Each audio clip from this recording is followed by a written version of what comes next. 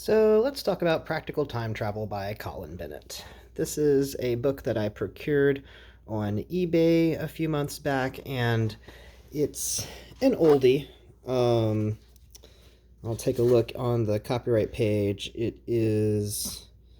Oh, that's right. The copyright isn't exactly indicated. Um, that's one of the reasons why it's out of copyright, by the way. There is a letter here introducing the book saying that it's copyright December 1936. So this is a public domain book. If you can score a copy, then do whatever you want with it. But what is it? Well, Practical Time Travel is a very interesting book in that, for one, I can't find any other works by Colin Bennett. If you look for Colin Bennett, you'll find a different Colin Bennett with a slightly different spelled name, who is not this one. There's nothing else really indicating who this man was and what he did with his life. So, How to Reach Back to Past Lives by Occult Means. Now, it's really interesting to look at a book like this because it's a book about time travel from about 90 years in the past. And so it would be very interesting to see what a time traveler from the past, but the recent past, has to say about time travel to us, because I just think that he might have more potential to be like dead on accurate, because he would have any sense that he has of the future wouldn't be so skewed by, changing times and social mores. Like 1936, that's pretty close to 2021, sometimes agonizingly close. So, what does he consider time travel? Quite a lot of this book, I'm going to just leave this right here for you so you can kind of just look at it. I'll just start leafing through, in fact.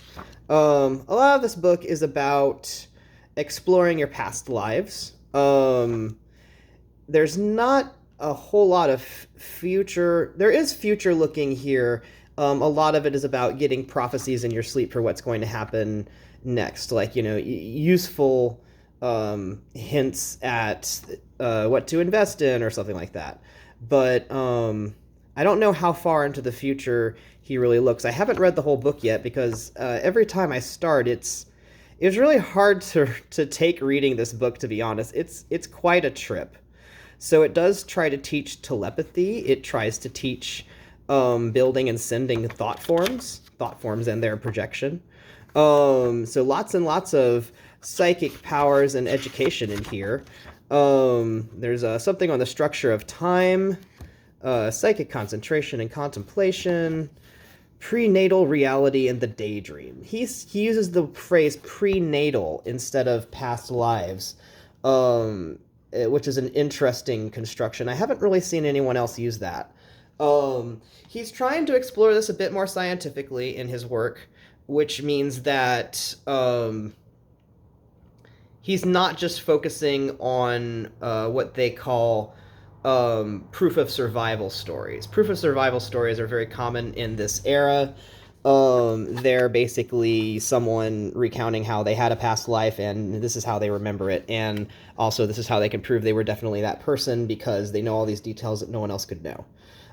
Proof of life stories, very, very popular at that time.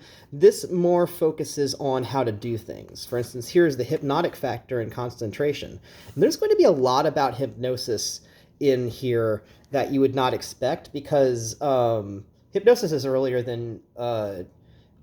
than you would expect, and used quite a lot more often in occult and scientific work pre the 1960s than most people would expect. So quite a lot to explore here in this book. I really suggest scoring yourself a copy. At some point, I'm going to be releasing the whole text online for anyone for free because, like, gosh dang it, this is a pretty cool book, and I think it would be pretty cool to see what happens when a bunch of people from 2021 learn time travel from 1936. So, cheers.